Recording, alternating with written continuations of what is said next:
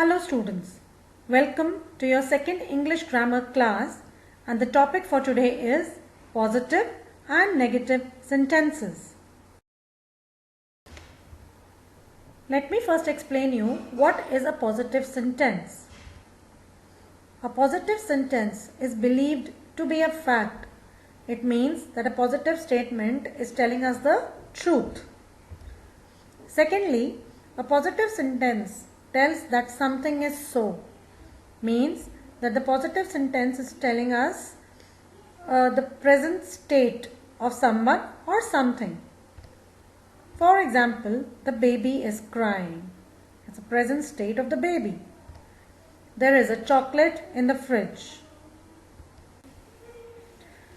Let me now explain you what is a negative sentence. A sentence that tells you that something is not so. Means it is telling you that this is not the present state of the situation. Secondly, it contains a negative word like no or not. It's very easy, students, to identify a negative sentence because always it will be having either no or a not in it.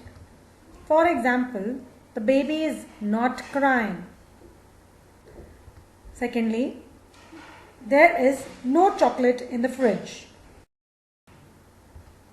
Now I'll teach you how to change a positive sentence into a negative sentence.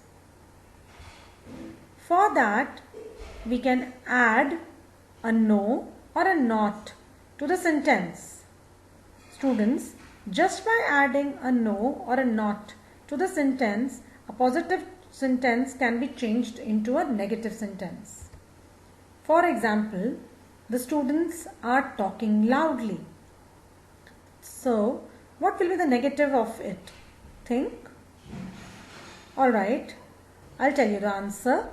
The negative sentence of it will be, the students are not talking loudly. Second example, there is a mango in the fridge. What will be the negative? The negative will be, there is no mango in the fridge.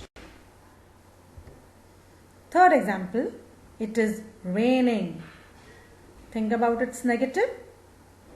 It will be, it is not raining. Fourth example, there is a girl in the class. What will be the negative? There is no girl in the class. Simple, isn't it? Now, there is a hint that you should keep in your mind while changing a positive sentence into a negative sentence. That is, most of the times, no is added before a noun and not is added before a verb. I repeat, most of the times, no is added before a noun and not is added before a verb. Thank you. Hope you would have understood the topic well.